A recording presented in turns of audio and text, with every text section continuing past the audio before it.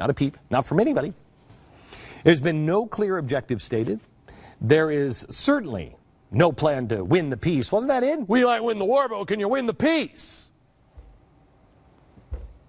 Nothing. In fact, it appears injecting ourselves into a deadly civil war between a dictator and terrorist would only make things even more unstable. So where are the protesters? Because in 2004, a group largely supported by Hollywood took out a full-page ad in the New York Times. Remember that? Not in our name, they said. Oh, they took a dramatic stand against the war. This isn't about politics. Let it not be said that the people in the United States did nothing when their government declared war without limit and instituted stark new measures of repression. Not in my name. So here we are again, on the brink of military action. And Hollywood is apparently totally cool, dude. I'm totally cool with doing nothing. As the government is about to, declare war without limit and institute stark new measures of repression. And this one also might actually be the trigger for World War III. Now, maybe they're still deciding. Maybe we need to put out an Amber Alert. I don't know. Maybe they're gone. We could put out an Amber Alert for all of these people in Hollywood listed. Maybe in a strange coincidence, aliens came down and abducted all of them, and they're currently all getting anal probes. I'm not sure. Maybe they're all tied up in basements someplace, screaming through duct tape mouths. I don't know. It could be the abduction thing, or just plain old hypocrisy and politics. I'm going to go out on a limb and say it's not the anal probe thing, although many in Hollywood may be having anal probes anyway just for the heck of it. I think it's hypocrisy. I mean, we couldn't turn on the news in 2003 without seeing one of the countless over-the-top anti-war demonstrators who were helped along by the likes of Danny Glover and Tim Robbins, Jane Fonda, Sean Penn, Susan Sarandon, all of those guys just going down the streets, you know. I love her. She was going down the street wearing a, what would Jesus bomb t-shirt. That is so rad. Michael Moore scolded George W. Bush at the Oscars.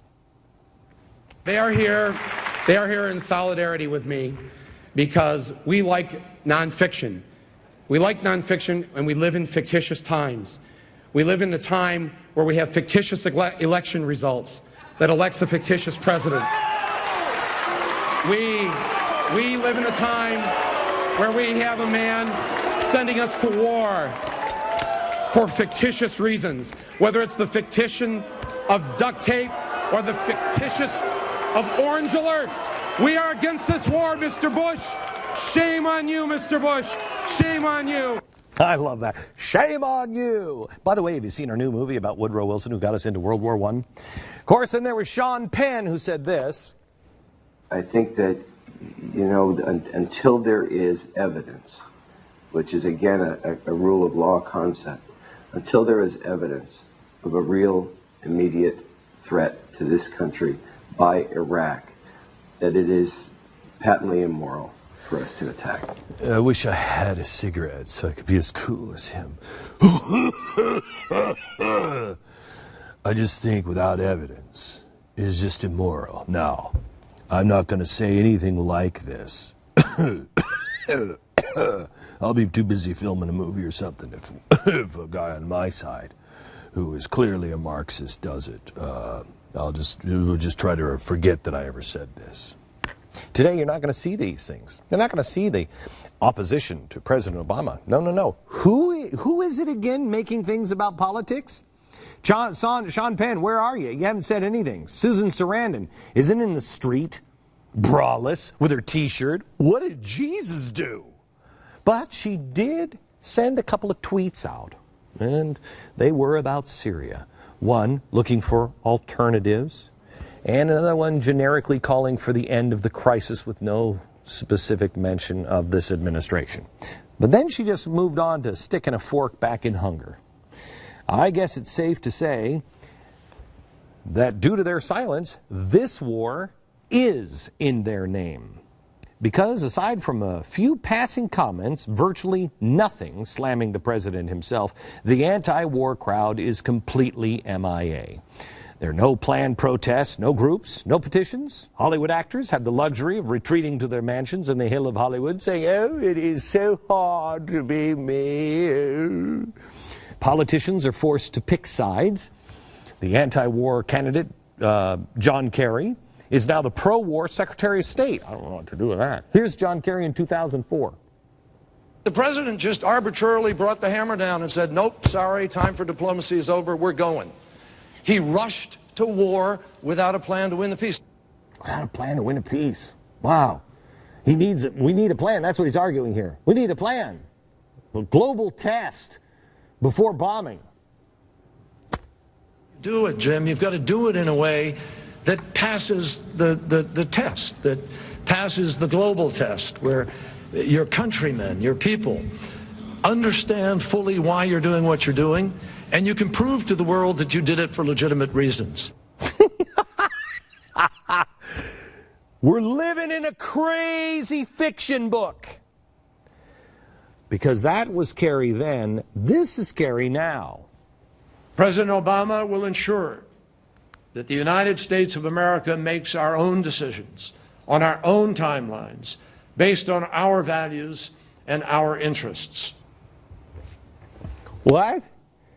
How about having a plan and international support? Oh, that is so 2004 of you. We've moved on, you cretin. We'll be back to it maybe in 2016. Now we just do what we want to do because we're right. Nancy Pelosi, who led the effort against the war then. But does an invasion of Iraq and opening that Pandora's box in that region make us safer? That's the question that Senator Daschle asked. That is the question the American people are asking. Yes. And war is not going to stop terrorism unless we address the causes of some of this, the fury of despair that exists in the world among billions, hundreds of millions of people who have no options, no economic options, right, no future. Yeah, here's Nancy. The threat of terrorism will always be Shut there. the pie hole. Here's Nancy Pelosi supporting just a higgledy-piggledy run into Syria. I'm very proud of the president. I think on Tuesday night, he laid out in very clear terms how the Assad regime's use of chemical weapons impacts our national security. Wow. Why the United States must lead the world in holding the regime responsible for gassing more than 1,000 people, including hundreds of children. Holy cow. Can I tell you something? Look at these two pictures here. I will tell you this. She didn't age well, did she? I think she may have died around 2006 because I think that's an audio animatronic, Nancy Pelosi. I don't think that, but I digress. Riveting case there, Nancy, it really is. And I'm sure she was up all night, or the programmers were up all night thinking of that one.